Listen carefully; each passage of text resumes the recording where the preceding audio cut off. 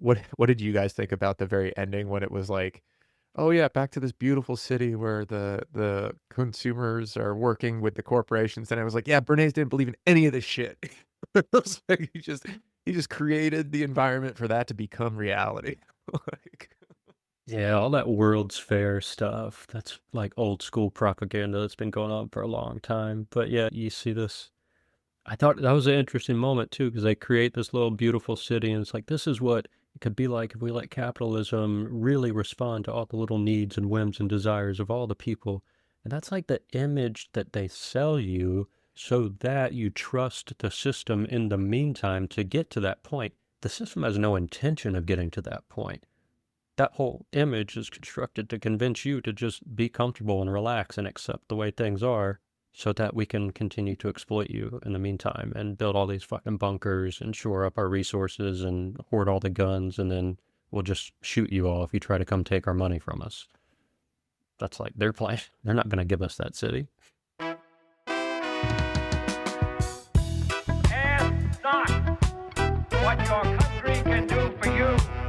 Ask what you can do for your country. We shall fight on the beaches. We shall fight on the landing grounds. Mr. Gorbachev, tear down this wall.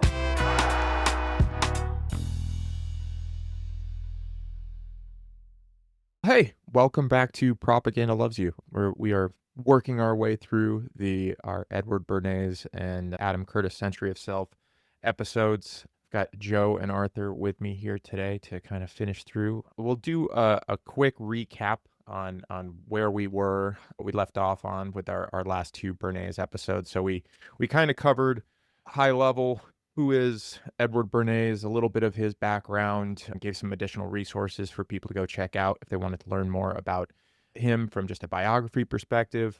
And then we dove into the first two episodes of the Adam Curtis documentary, A Century of Self. Episode 1 being titled Happiness Machines, and talks about how Bernays kind of invented, the modern day practice of public relations by applying his uncle Freud's or double Uncle Freud's. I can't remember. There's a lot of things there too. Basically marketing and PR or capitalism as a whole after World War II. And then episode 2 was really focused on, engineering of consent, this big concept of, how you're using psychoanalysis to manage and basically suppress drives of the society for social stability. So, that's kind of what we talked through with that. Howard Hunt showed up in one of those episodes from the Watergate guys, and that pretty much leads us into, this episode 3, which is called, what was the episode 3? There's a policeman inside all our heads and he must be destroyed for episode 3. That's the title here. And I guess just to get us started, I feel like the main theme, or what was kind of like the one-liner of this whole thing, was just this battle between the traditional, I guess, Freudian suppression of individual urges versus this new wave of, promoting individualism and promoting like expression of emotion, was kind of like the main through line of the entire episode, and like the effects of that and how that was capitalized on, right, I guess. But yeah, before we get into any specifics, I definitely want to talk about a lot of the big characters in this episode. But yeah, any main through lines or anything that you guys wanted to hit on first before we kind of dig into that? Yeah, I guess just thinking about through lines, especially for this third episode, one thing that really stood out to me by the end of it is this persistent technique capitalism uses of, gonna kind of borrow the language from Vince, he used for psychological development, but to transcend and include. Capitalism has this pernicious ability to transcend its own critique and then include it within itself. So the rebellious spirit that we see in the beginning of the 20th century, where people are rejecting the conformist kind of Fordist mode of production, where everything looks the same, everything feels the same. There's this kind of dreary, drab sameness to society. Everybody wants to be individuals and express themselves and rebel against that. And capitalism figures out a way to include that and to sell it back to you as a product so that they can continue to profit off of that same self-expression that's supposed to be the critique in and of itself. And so that's kind of capitalism's really nasty technique that it uses to survive any kind of criticism it faces. That was kind of the through line for me for this episode. Nice. Yeah, I think it was very similar where power becomes internal and kind of collapses in on itself. And there's like consumerism behind identity, and it's being sold to us through like lifestyle branding and identity, like, yeah, consumer individuality. And rather than like change the world, we ought look inside and conform and buy products that, identify with ourselves. So yeah, it was really interesting. And I think that Policeman is inside our head, and it ought to be neutralized. What is that? Yeah, well, The exact wording was he must be destroyed. There's a he policeman must inside be all our heads, and he destroyed. must be. I think liberation requires that, removing like those internal constraints that are put there. So definitely agree. Yeah, there was two things there that I thought was interesting, like related to that was, I don't know if this popped out to you guys too, but the whole comparison of like the Freud, I think this was early on in the episode model of, America being this mass-produced products and whatnot, like will be consumed by them, but people are suppressed. It almost gave the feeling of like the gray man thing that you feel is attributed to like socialism a lot of the time in the propaganda, like, oh, everything's the same, everything is blah blah blah, like it's this basic thing that and then you can't have your own individual like freedoms or whatnot. So I thought that was really interesting, right? That the individual revolution, they're now comparing like that 1950s whatever to like this mass marketed, mass produced, like you could make the analogy there, right? The comparison to like the socialist propaganda at the same time versus what they were pushing in this episode for that individual part. Yeah, I have a similar thought on the 4th episode, something that Margaret Thatcher said. Some of her propaganda sort of had a similar vibe to it, to what you were saying. And it's always a kind of funny critique that capitalists make about socialism, is that it will result in this kind of dreary sameness and conformity, that social equality somehow means everybody has to be the same.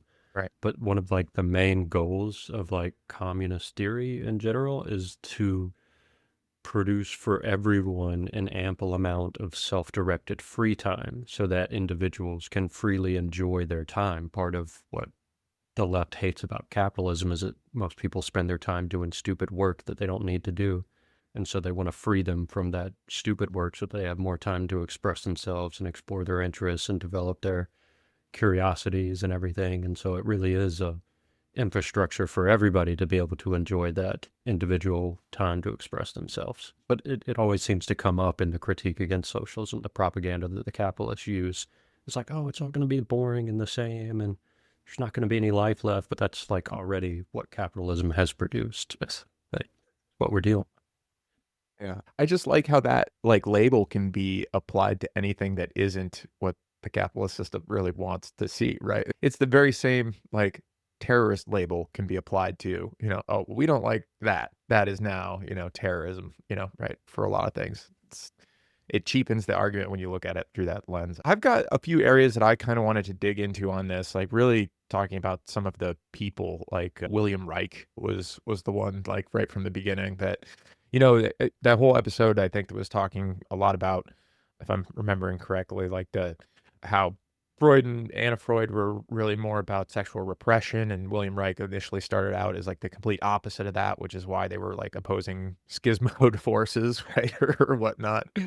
But as the thing went on about him, just like him getting, I can't remember what he called it, but like basically going crazy, like that entire arc of him like inventing Moonray stuff or something like that. I don't know. Whoa, You guys whoa, remember whoa. what Just was going on because there? a guy tries to harness the universe's orgasmic energy to fight off alien UFOs, that doesn't mean he's crazy, okay? He effectively killed that policeman in his head. He had no one watching. I like that image of the gun, too. It was like such a weird, massive contraption you would expect to see on some compound that some weirdo made. I wanted more content about how the gun worked. Like if he's got any schematics over there on how he developed it and where that energy's coming from. But I think what was interesting just about that entire arc with him was I think I'd heard about like the sexual revolution or the 70s, like I think just in generic, pop culture stuff or whatever movies talking about it. But I don't know. I guess I never really thought it was like an actual, like real counterculture that had some sort of effect. But this documentary made it seem like it was it had a much larger cultural impact. But I don't know, like just I never really thought about it as being this big, really impactful thing, I guess, beforehand. Did you guys have that, or did you think that, like, or were you more aware of like how that shifted the, overall? I don't know if it's an Overton window or what in American history, but I was the same. I thought it was like just in the zeitgeist, like a thing that occurred. I didn't know that it was like a realistic, yeah. yeah, actual fever dream of, depravity. Yeah, that's what I like appreciate about whether it's a documentary like this or a book like The Dawn of Everything or whatever, just these sort of grand narrative explainer type of frameworks. Every framework has its limitations, but when you get a really good framework that explains a lot of different events in history to you, it makes it feel like it makes more sense. Like the way they narrated these episodes, Adam Curtis did, I guess.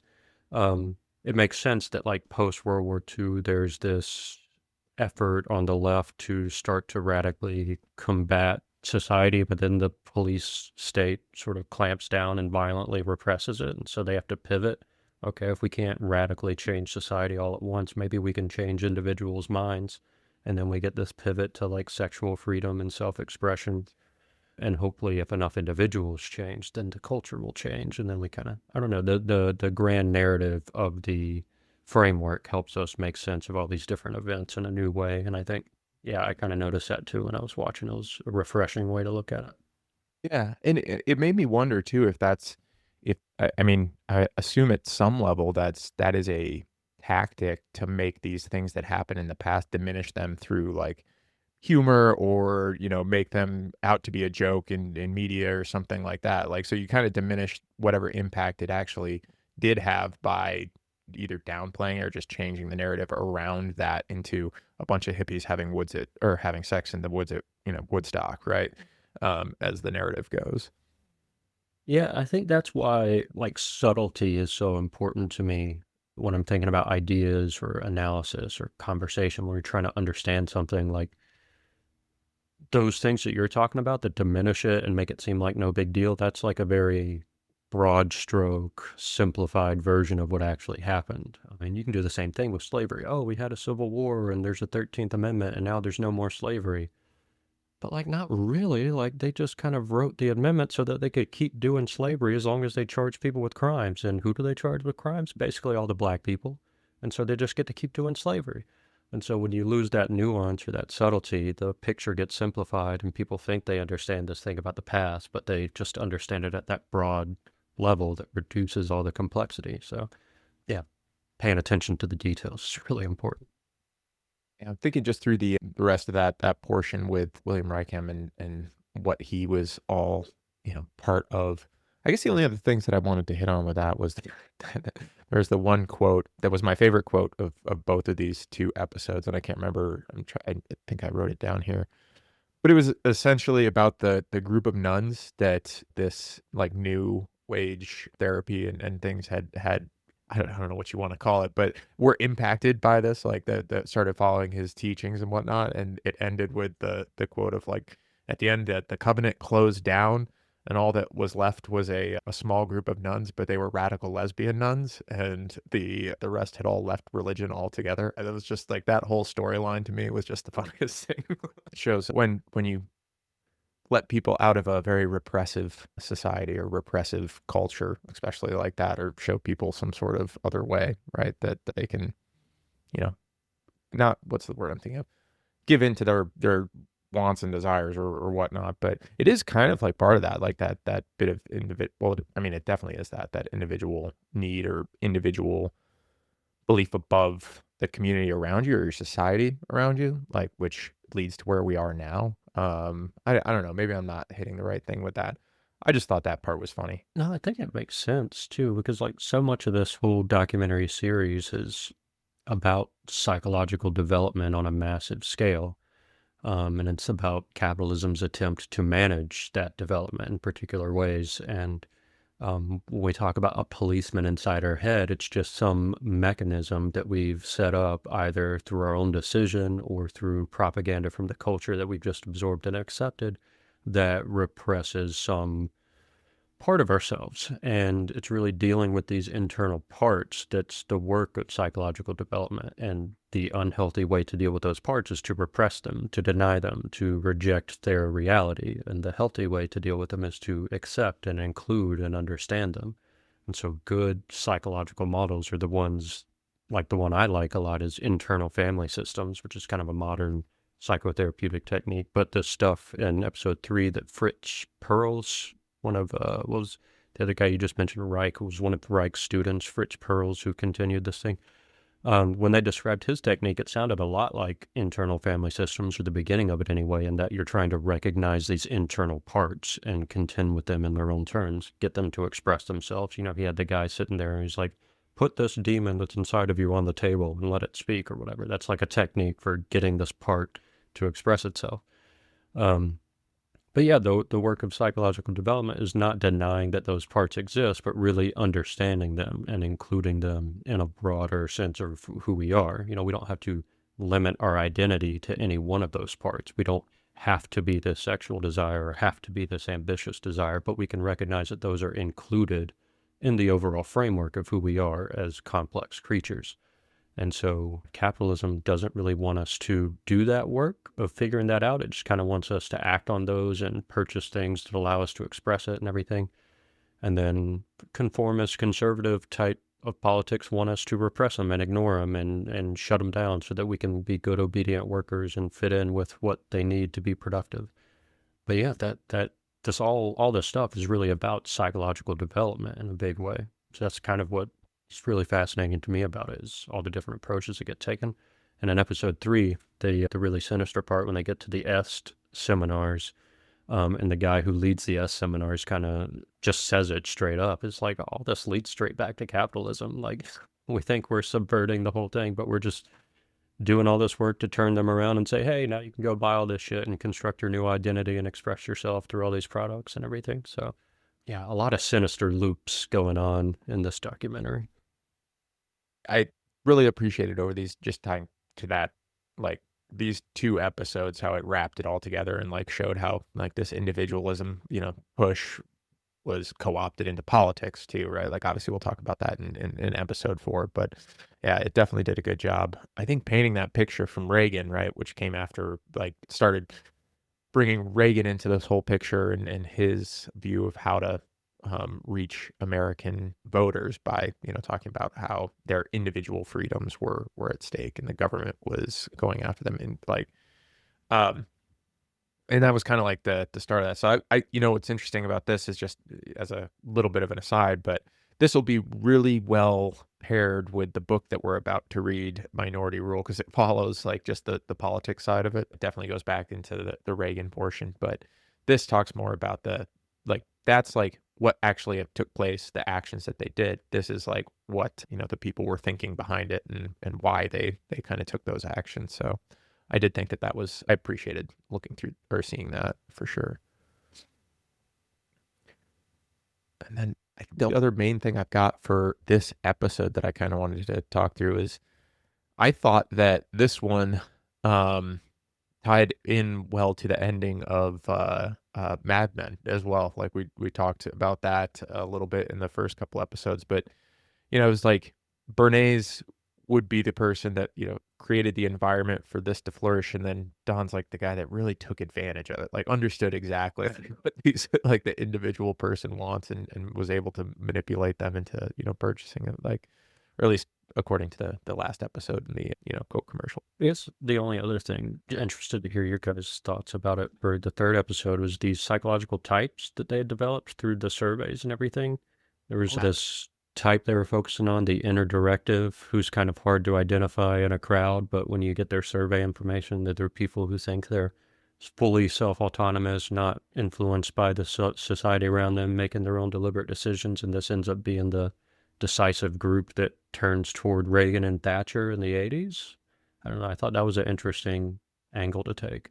I think the first thing that struck me about that was like, oh, like how quickly we as people go directly towards like how do we exploit this? Like what is it that we can do to like get more information? Like but yeah, like the most confident in their own internal compass in some ways. Like what does that say about myself? I actually don't know. Like now that I think about that.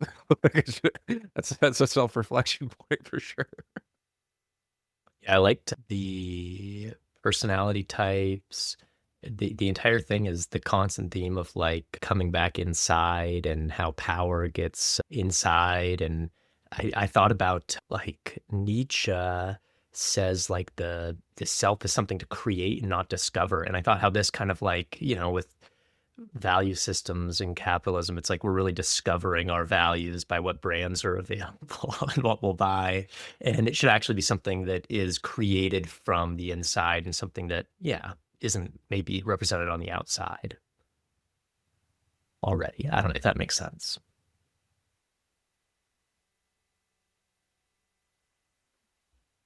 Yeah, I feel like that's kind of like what the EST seminar guy was saying, was like his whole goal with the seminars was to break down these constructed layers of self that people had and get them to realize that there's nothing at the core, it's just empty. But then he was like, but the funny thing about that is like the emptiness itself is also empty and meaningless, and like you're free to construct whoever you want to be. And they're like, yeah, I'm free, I can buy shit and express myself and I don't have to feel bad about it. But yeah, it's like this discovery that you can. And what's crazy to me about it, I guess, is that on one level, yeah, it's true, and it's sort of a, I don't know, manipulative technique people use. But on the other hand, like you're already all the time just constructing yourself. You're just creating your own self over and over again every day, whatever you're doing. Like all the little decisions, all the little thoughts, you're recreating your identity every day. And you can let your habituated systems recreate it for you according to whatever patterns are already set up in there, or you can add some choice to it as often as possible and intentionally make deliberate choices about how you construct that identity. And that's where the kind of freedom comes from, the feeling that you have some choice moment to moment to decide what to do and how to express yourself. And then the sinister thing is capitalism gives you a bunch of convenient tools. You can just press buttons and have things delivered to your door and then express yourself in very convenient, easy ways. You guys feel like when you were watching this episode, did you feel like more part of the system, like, or reflect back on purchases you might have made when you were thinking less about it? Because I know, Arthur, you talked about it before, like your Patagonia, right? Like Definitely, I fall for the Patagonia stuff.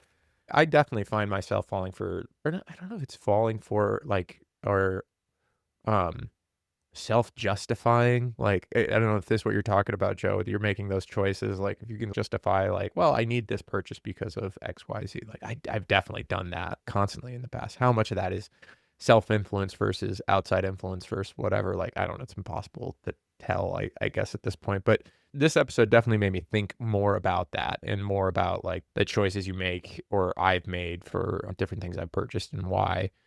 But I also feel like I've been pretty self-aware of, like, yeah, I know I don't need this thing, but it's still like, I'm gonna do it. And it's like, is that still working as intended? Is that like the fucking gambling, like, like wheel? Retail therapy is like a trope for a reason. Like people get some psychological satisfaction out of a purchase sometimes. And I think all of us would be in denial if we try to act like that's never been the case for us. I've been very satisfied by a purchase at times. On the one hand, it's like the framework gives you a better understanding of the water we live in, right? Like it's kind of that. I feel like the knee-jerk lazy thing that people on the left sometimes say is there's no ethical consumption under capitalism, and it's just sort of a free pass to buy whatever you feel like buying because you can't really avoid buying things. You have to consume in a capitalist culture, and so there's going to be some ethical implications to those purchases at some level. But I think we would agree that it doesn't mean you shouldn't try. I mean, like we've talked about veganism and vegetarianism and stuff. Like there are ways that you can limit your complicity into systems of suffering with the choices you make. I have gotten sort of strung up in the past with myself, just trying to figure out, what's the right thing to do. It's always some kind of moral imperative for me, like what's the correct choice to make morally. And there's this subtext of perfection embedded in that I'm like aiming to figure out this perfect moral system where I can avoid being complicit in something. And that perfection is impossible, right? That's kind of like an ideal that's never really going to be achieved, probably not in our lifetimes especially. But it's like you have to accept a certain level of complicity while also trying to do better. And each person kind of has to define what that means for themselves. Like we're all embedded slightly differently in our individual contexts, even though we share this overall capitalist system. And so it's a very much individual thing we have to figure out, but there are some meaningful overlaps that we can talk about. I don't know. That's just kind of how I think about it. That made me like, have you guys both watched The Good Place? Have you seen that, Arthur? Not really, no. As a philosophy nerd, you would love it. Yeah, It's nice. very entertaining TV that lots of philosophical references. The only reason I couldn't get into it is because that lady, I read some article about that lady who's like the main star. And Kristen Bell? yeah. Oh, And no. she just seems No. kind of, it's hard for me to separate like actors from their selves sometimes. And I don't know. There's just some funny stuff. So I've had difficulty watching a lot of things because of that. You should reverse it and be like, I'm not watching this. I'm not watching this because of Kristen Bell. I am watching this because of Ted Danson. Like, I I'm like just it, I assuming like it. Ted Danson's a good person. Yeah, yeah. I don't want to Ooh, know. I don't well, know. Yeah, I would want to know differently, but like, I really hope not. That's bad. But anyway, He's so charming, isn't he? he's way too charming. But anyway, the point I wanted to make there, if you haven't watched Good Place yet, I'm gonna do a minor spoiler here, so just jump ahead like 30 seconds and we should be clear of it. But to your point, Joe, there's the one guy that like he did almost everything right, and he still like did, and the whole point is like, yeah, we can continue to worry individually about these minor choices that we make, and yes, we can have an impact by doing better ourselves, but the system itself needs to change, because that is what is morally broken right now and is not serving people, right? That's kind of the connection I felt Yeah. like there. I guess the extension to that, which I agree with what you're saying. I'm just sort of thinking about the broader, let's make the world better all at once kind of thing. Yeah. So often another sinister thing that capitalism does is pushes the moral responsibility for the world to improve onto individual choices. Mhm. Oh, recycle, consume less, separate your plastics and your glass and do all this. Meanwhile, there are 12 companies and like 400 individuals you could list with names and addresses and everything who are responsible for like 90% of the suffering on the planet. We could address that, or we could convince all these millions and billions of people to just do better individually. Like, come on. Which sucks, because it also plays Free directly- Luigi. I mean, come on, free Luigi. Oh man. Yeah, I was thinking about that too, how it's like the systemic issues are reframed as personal ones. And I thought about that during this part a lot. And I totally agree with you. Like I was literally talking to a parent the other day who was like worried about a space heater taking up too much energy. And I said, Elon's got like 19 houses filled with heated pools right now that he's not, whatever. Like, come on, it's ridiculous. All the private jet maps you can look at after a big football game. They have to Like, like it's fly sick. them.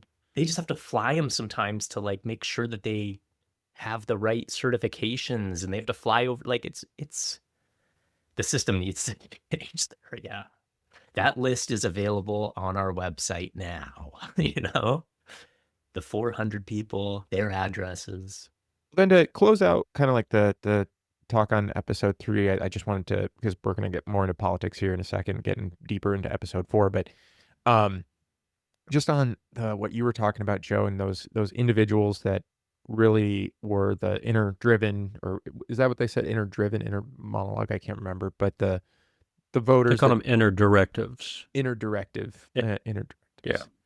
And that whole Reagan move, individual freedom from government, and kind of how he co-opted that. My closing thought on why that's such a powerful frame, right? That individual freedom. I think like that initial concept when you hear something like that, I think most of us would initially like agree, like, yeah, I don't want people to infringe on me in any way. Like, I'm not interested in being, told what to do. I think that's probably a pretty natural like reaction that humans have. So when they hear things like, we're going to give you individual freedom, that's an easy thing to get behind. We talked with Noah about why is no kings easy to get behind, because like it essentially means no executive overreach. No one should be a king that pushes down on you in America. In a lot of ways, freedom, like individual freedom, is a very similar message, right? It's pulling on the same things. But what I think people probably don't think, and obviously what the insidious part is about this, is they want to expand that concept of freedom to corporations and those with all that power that make the rules that you then have to follow. So it's like, it's freedom for you, which means freedom for corporations to then create the rules, right? So it's a really, that's kind of the last thing that I was thinking about in that context, how it's really the opposite of what the message is conveying. The opposite truth is what is being done, if that makes sense. Sorry, I'm nerding out on this point that you made because I can't find it off the top of just looking at the index. 14th Amendment has to do with formerly enslaved people and the question of freedom. And there was, in the early 20th century, sort of like an accounting of how many court cases or federal court cases about the 14th Amendment pertains to enslaved people or formerly enslaved people, and how many pertains to the corporation as a quote-unquote person.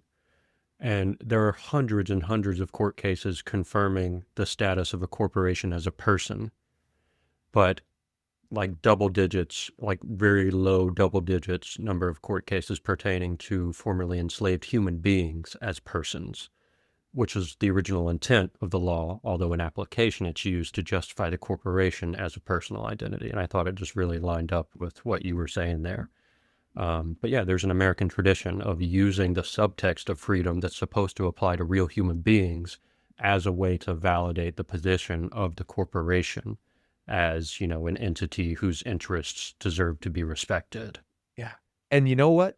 My bet is they probably don't even think they're lying when they say that. They're just messaging to an audience, right? And what you interpret is what you interpret, right? But they can definitely message that, freedom, individual freedom, to the corporate audience that understands what's being said. Yeah, got Mitt Romney's voice in my head. Corporations are people, my friends. Ugh. What I don't get about the corporations as people is like, how come they can't be tried then? And how come you can't hold them accountable? And where's the death penalty for some of these corporations? So for a corporate death penalty, just like this corporation is so bad. Enron, gone forever. Anyone involved Nestle in is it, gone. no more like global trade for you. Oh man, there should be real responsibility. We all get to like burn a public effigy in the middle of Wall Street just to make a scene about it. How crazy! Like I feel like that. I mean, is there anything like that? Is there a like an actual corporate death sentence? Obviously not. But we kill people. Like we'll do that for sure, and we'll try to make that easier, right? How wild is that, right? We just assume that the free market's going to take care of it, right? The thing I tried to ruminate on for part 3 was, there's a policeman in my head. How do I kill this guy? And then I thought, you don't really want to maybe kill the policeman, because then you're just like rejecting these norms and you're just being reactive.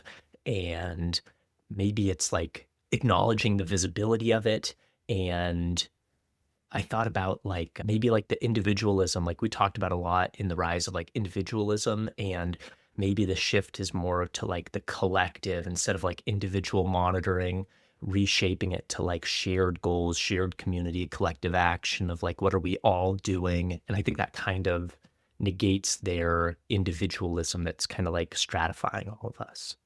So you want to reform the policeman. You want a harm reduction officer in your head. Yeah. We all got it. Let's all acknowledge it. And then let's get rid of the individualism and go back to like a shared collective. No, well said. I like what you're saying too. And it echoes, I don't remember the guy's name. I think it might be in part 4. But Adam Curtis interviews a few people who are connected to these political campaigns in Britain and the U.S. And so he's interviewing Robert Reich a lot, who was in the Clinton administration. And there's this other guy from the UK he's interviewing, who I guess is connected with Labour, with the Labour Party in some ways. But he seemed to be saying something similar to what you were saying, because he was making the point that this idea that the average middle class person's desires, not even conscious desires, but kind of their unconscious whims and desires, are in charge of democracy. He's like, people have all kinds of conflicted emotions. They're not coherent beings. We all have conflicting ideologies inside of us, and nobody really knows how to make sense of all of it. So it doesn't make any sense to derive public policy from these whims and desires. What the average person wants is for somebody else to figure out a narrative, to figure out a plan that makes sense, that will improve the world, so that they have something to believe in. And I think that's kind of that collective transformation of the quote unquote policeman in our heads that you're talking about. It's like, what is this grander mechanism we can use as a social group to improve our collective condition? Yeah, that's a good use of reforming that internal figure for the group. Yeah, and I think too, like there was a philosopher, Mark Fisher, who had like a blog called, oh my gosh, what was it called? And he talks about this too, and about like I think it's called like the privatization of stress or something, where, it's like in this new age, we all have stress and anxiety, and we think of it as like privatization. It is systemic. It's a systemic thing caused by society. We all need to like address these things as a collective. So definitely. Actually, a great segue into what I think the next episode, episode 4. And I was thinking that like maybe this is I'm jumping into this too early, but that was actually a thought that I started having near the end of this 4th episode, kind of, because the theme for that, we talked about Reagan at the end of episode 3. Episode 4 for me wasn't as fun, I don't think, as episode 3 was. I was genuinely laughing at parts of episode 3, but episode 4 was just like, oh no, this is how it was applied, and this is fucking terrible. Like, see the mechanics of it in place, because I remember like some of those images that it showed of like Clinton walking around with the goose, and you're just like, he's going hunting, like what's going on? I like vaguely remember like the V-chip stuff and like all of like these weird one-off things as a kid, and not really understanding, like, wasn't it like the TV 14, or I had to have like the ratings on the television like back at that point and stuff. So I don't know, episode 4 for me was really interesting just because I hadn't taken, I think, a real deep look at the Clinton presidency really much at all. It was really kind of before I was really interested in politics in general.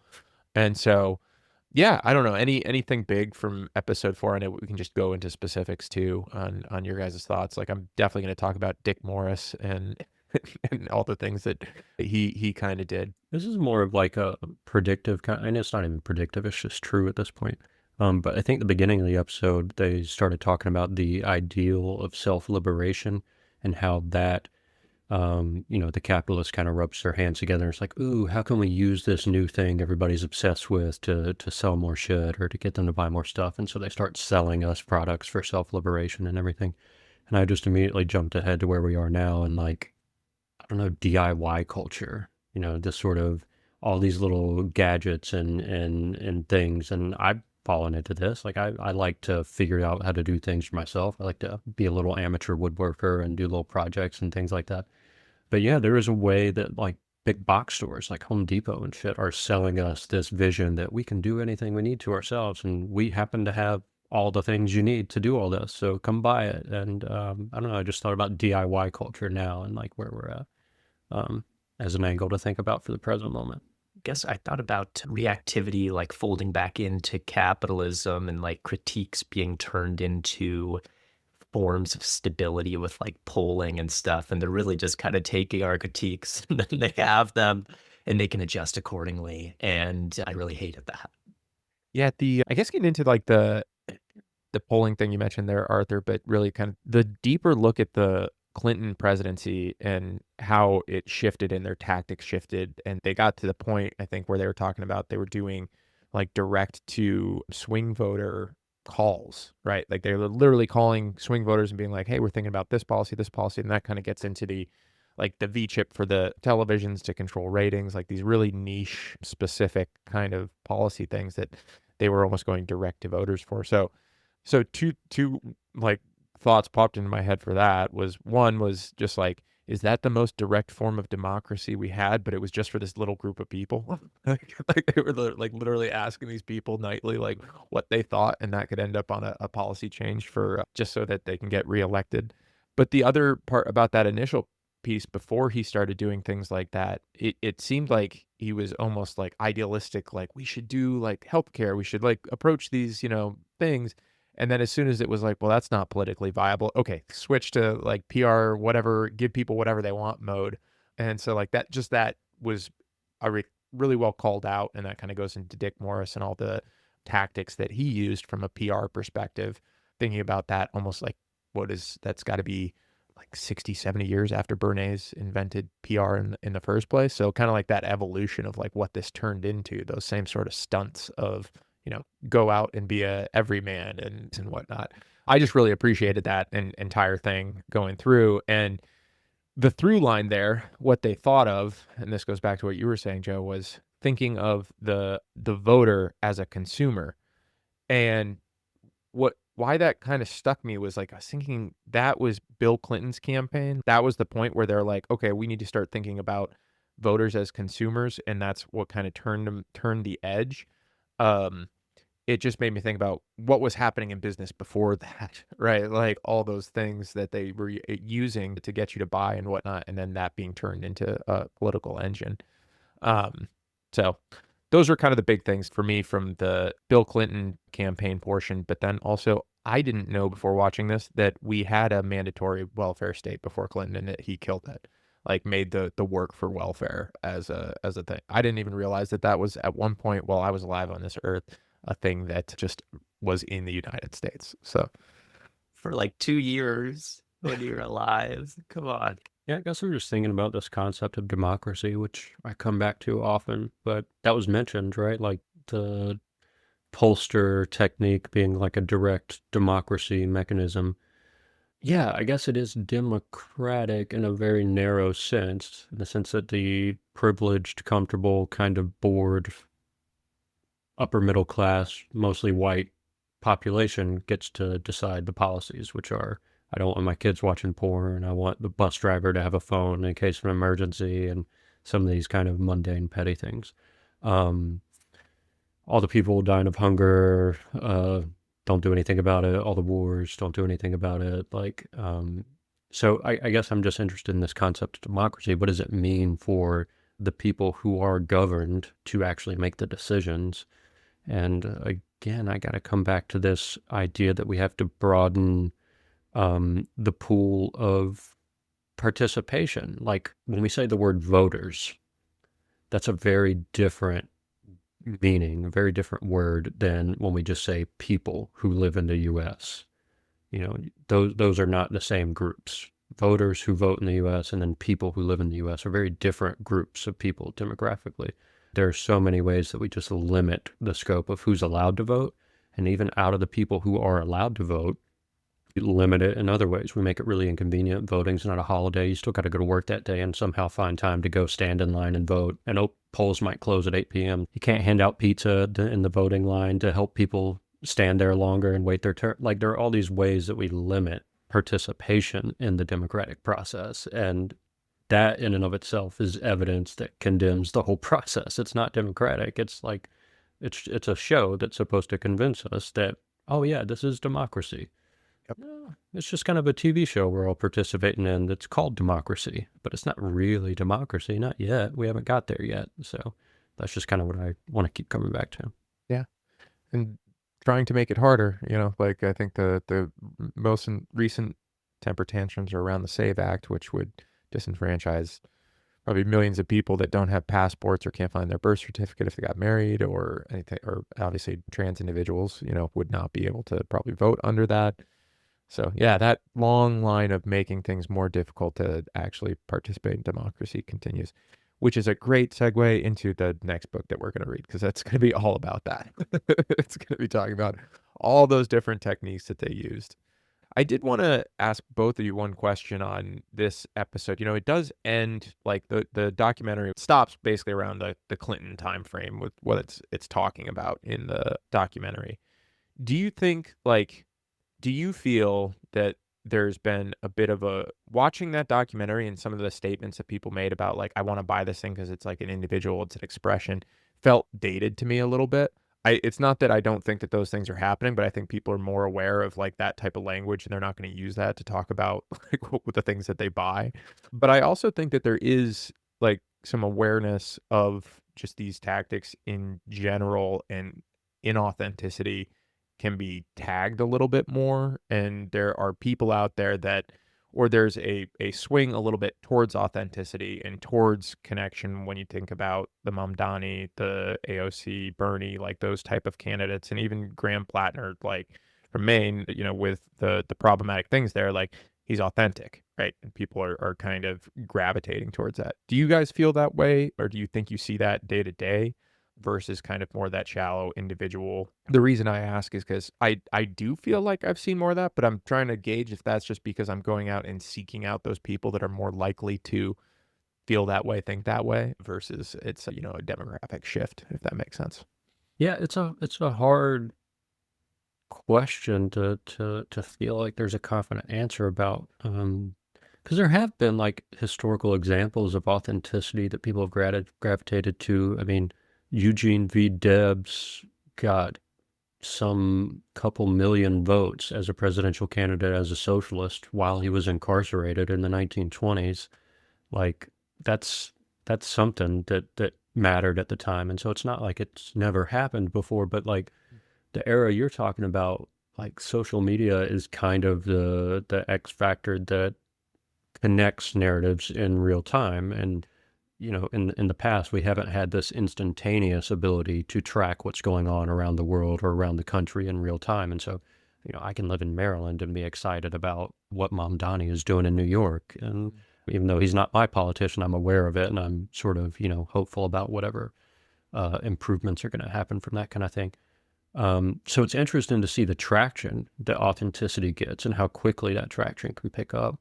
Yeah, and I think you pointed out that this documentary kind of ends at the Clinton administration, even beginning with George W. Bush and continuing more with Obama. Personality-wise, there's this shift towards authenticity. You know, Bush was sort of dopey and dumb in a way that people found cute and endearing. You know, there's that kind of authenticity. There's the earnest hopefulness that Obama tried to inspire in everybody, and that sort of leaning into that authentic sense of things can get better. We can do this. Yeah. You do see that more and more. So I guess the thing that I think about is how authentic is the authenticity. You know, let's analyze, is the authenticity sincere, or is it sinister and cynical? Perhaps a little bit of both, depending on who you're talking about. But then, like, does anything come from it? Do we follow through with it? Do things actually improve when we do that kind of thing? But yeah, I don't know. I'm just sort of reflecting on that. I'm not really sure how I feel about it yet. Yeah, it's super interesting, the social media aspect. And yeah, like this, I agree, this documentary leaves off with like isolated people in a world without social media. Now we have this like continuous real-time feedback loop, and it's almost like our individual consumption has become external, and now it's about like displaying it to the world and virtue signaling in that way. And the problem, I guess, with this social media is like there's no collective that's like stable in doing something. We're still fragmented. And definitely I love the part about like I'm in Oregon and I love what Mamdani was, doing too, and like getting excited about that. But it's like it's still like it's not happening in my state. And so how do we like stabilize that collective action and actually work towards something? Or is social media just, capitalism, and it's going to, of course, fragment us and never allow for that? That's the other thing too. It's like, and you can even just, it's fun to read the YouTube comments on these documentary videos. People are like having their own little awakening conversations in the comment section. People were talking about this with social media on the comments on the fourth video. They were like, Now these focus groups and these surveys and stuff, they don't need to do them because people post everything all the time. You can just, if you're a social media company, you just have to figure out a way, and this is what AI is about, kind of, is you have this trove of data that's coming in constantly all the time with people posting. That's useful information about consumer behaviors and inclinations. You can quantify that and crunch the numbers and figure out how to sell shit better. But yeah, when it comes to liberation, what are the ways that we're trying to use this infrastructure that's been created by corporations for social liberation? Can we sort of seize the means of social media, or do we need to create our own separate kind of infrastructure? And you see experiments going on with that, with like Blue Sky and Upscroll as alternative social media options, things of that nature. Yeah, it's a big question right now, how we use the infrastructure of social media as a collective.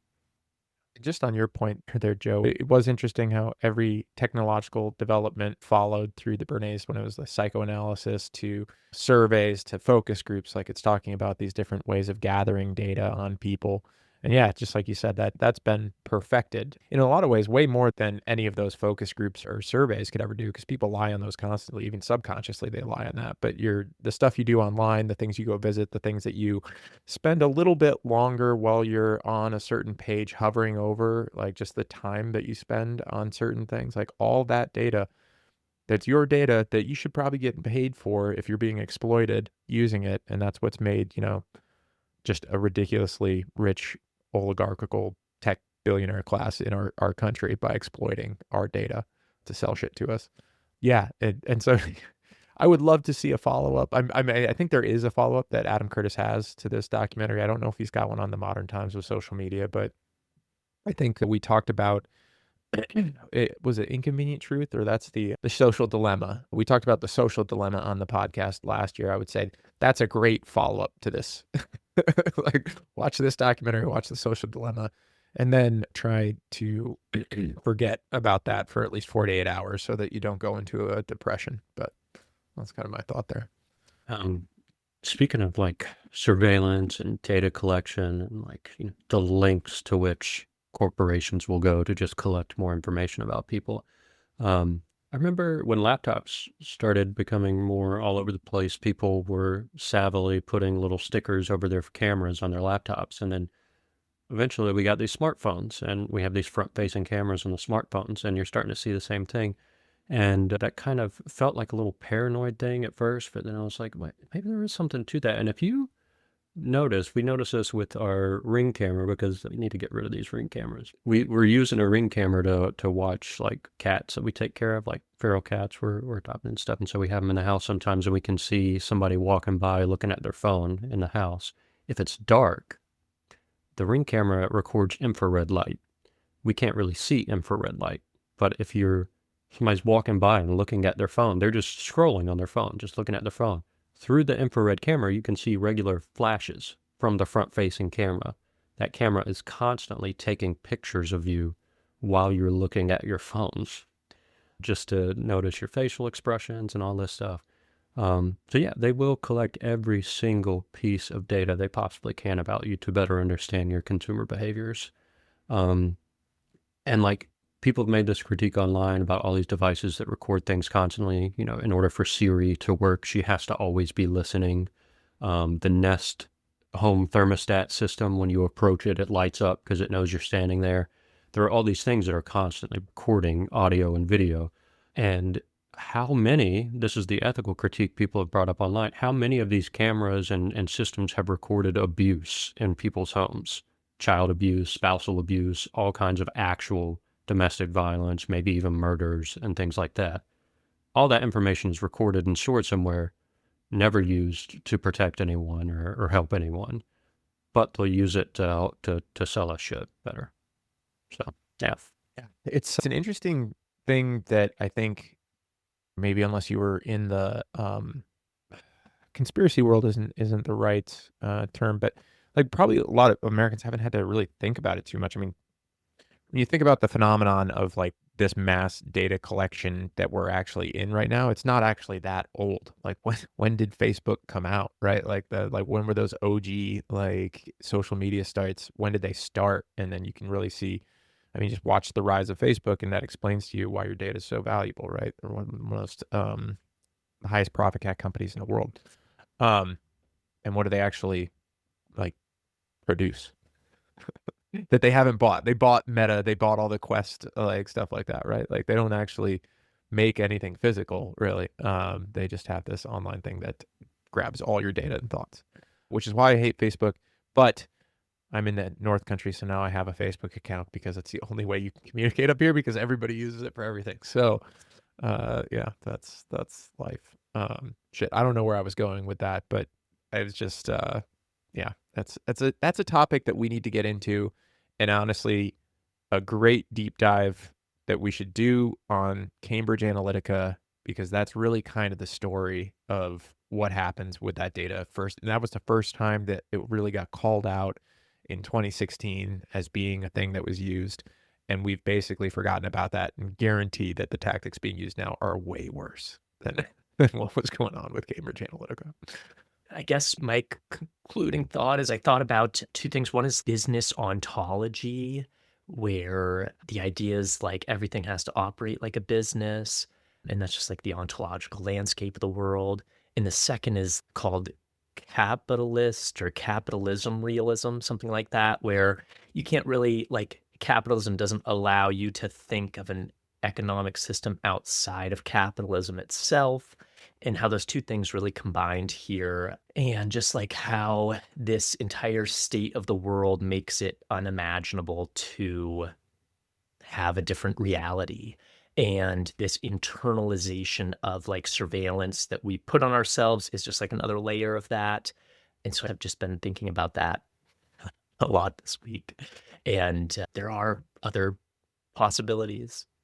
Watched it, and like I was with family this past weekend, and I was just like thinking about this. And then like one of my family members was speaking about their rent going up, and they had lived in like Section 8 housing in California, and their rate of labor had not increased to that extent as well. And I said, wow, that's so messed up. You know, y'all should really do, you know, something, whatever. They're in a union. They already argue for like these kind of things that's tied to the work and where they live.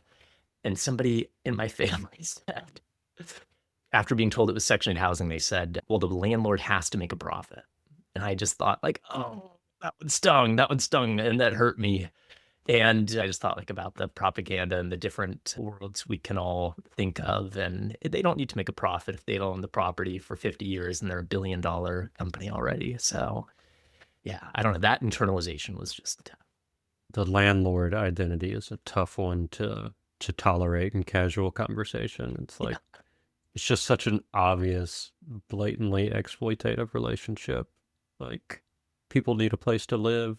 You buy up all the places to live and then charge an arm and a leg and increase it every year. And for what? Oh, for profit, for this thing. Yeah, that's tough. I liked what you said too about a business ontology. And maybe we should have like, I don't know, it might be fun for us to do a episode where we break down some of the big philosophical categories, like talk about what ontology is, what epistemology is, what phenomenology is, these different categories of that philosophers work with, because ontology is like a way of being.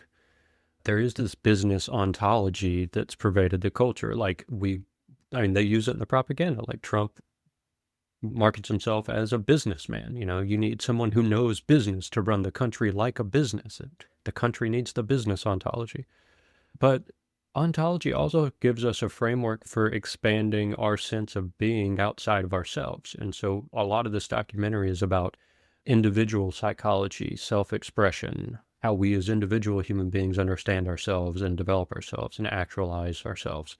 But we can do that at a bigger scale too, and that's kind of the growth edge for us now and the opportunity we have with infrastructure like social media, because we can have a big conversation that includes lots of people and lots of places at the same time.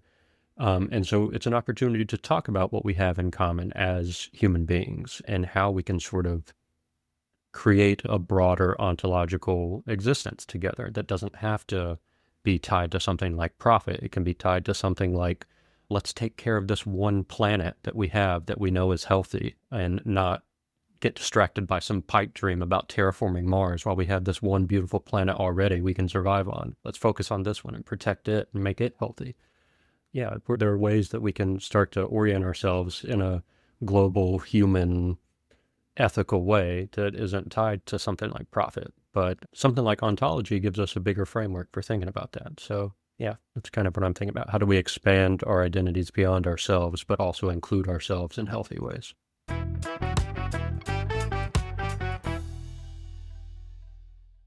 Well, I think that's going to wrap up our conversation on Century of Self and an intro to Bernays. I do think there's a couple episodes that we can definitely think about going into after this. Maybe a deep dive on the Cambridge Analytica, I think would be a great one to talk about in a little bit more detail, what actually occurred there. And also, what do the modern PR firms look like? So we've talked a lot about where PR came from, how it's born of propaganda. And so what does that look like now? Like, who's the PR teams that are supporting the current administration or the Democratic Party? There's a lot of talk about how the Democratic Party is inundated with experts and, people that are providing these expert opinions and whatnot. So yeah, that's an episode that should definitely occur to understand what that landscape looks like, so that when you see those ads here in the upcoming election season paid for by XPAC, maybe that can help you get a tie back to where that's actually coming from and what their intentions are. That's all I got. Any plugs or anything that you guys want for before we go? Oh, I want to say thank you. This is the first time we've been able to talk since we did the Buddhist Geeks episodes with Vince, and I wanted to say thank you again, because we have actually seen a bit of a boost in our downloads since those episodes came out. And I loved listening to that whole thing. So yeah, thanks for that being our first interviewee, and thanks for running that, Joe. That was awesome. That was awesome. I don't have any plugs. I just want to say I listened to the meditation series and really loved it. And so, yeah, that and the Buddhist Geeks, well done. Thanks. Yeah, nice. Good to hear that. Yeah. If you don't know much about meditation, but you're interested in trying it, there are 4 intro kind of meditation episodes we've released on the podcast that I produced for students originally. But yeah, give those a check. Vince's stuff about social meditation was really interesting too. That's kind of a new thing for me to start exploring more and more. I am part of his online meditation community. We have like weekly group meetings and meditation sessions and stuff. So he runs a really good supportive meditation group at the Pragmatic Dharma community. But yeah, if people are interested in that kind of thing, I could put together maybe a resource list of free things that people can find online and not have to spend any money on. Since we're talking about consumerism and shit, like there are free ways to learn how to meditate. You don't need to spend money to learn how to meditate. I'm a big fan of free meditation resources. But yeah, I'd love to do some more of that on the podcast if there's an interest in it.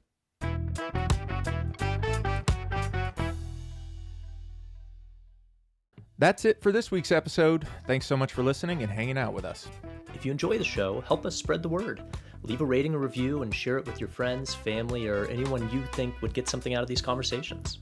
Your ratings, reviews, and shares help this show grow, and the more people listening, the harder it is for propaganda to win. So until next time, stay aware, stay safe, and remember, propaganda loves you.